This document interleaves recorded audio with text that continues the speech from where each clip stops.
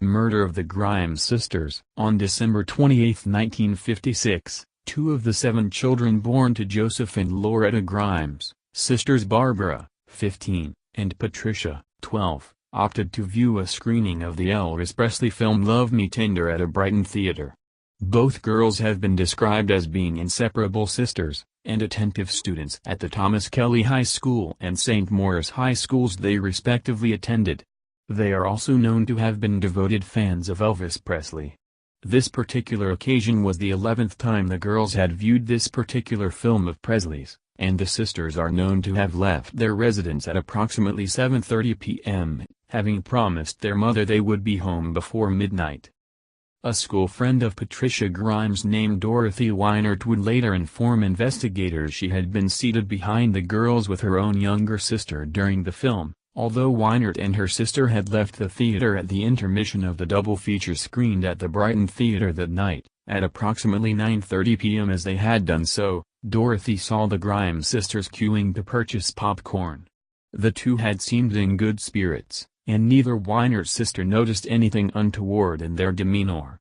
Both sisters stayed to view the second screening of Love Me Tender, thus meaning they would be expected to return home at approximately 11:45 p.m. When the girls had not arrived home by midnight, their mother, Loretta, sent their older sister, Teresa, aged 17, and brother Joey, aged 14, to wait by the bus stop located closest to the family home for their arrival.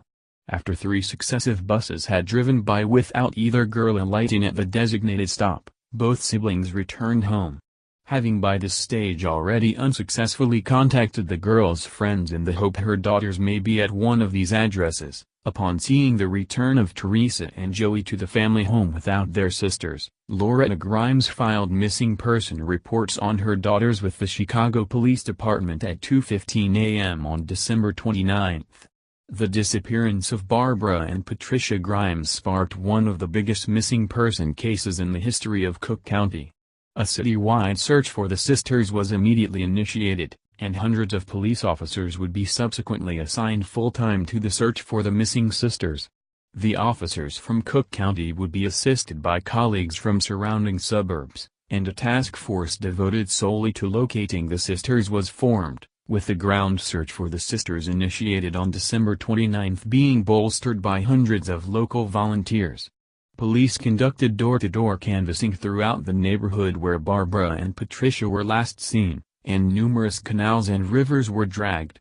In addition, more than 15,000 flyers were distributed to local homes, and parishioners of the church the sisters attended offered a $1,000 reward for information leading to their whereabouts.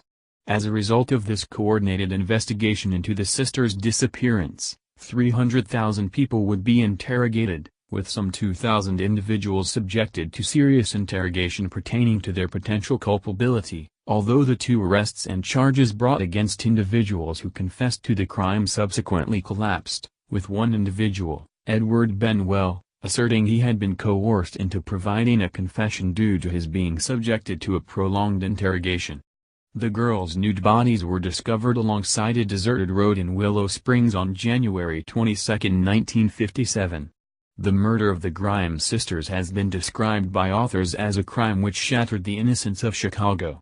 This case is also acknowledged as one of the most labor-intensive missing person and murder investigations in Cook County, and remains one of Chicago's most infamous cold cases.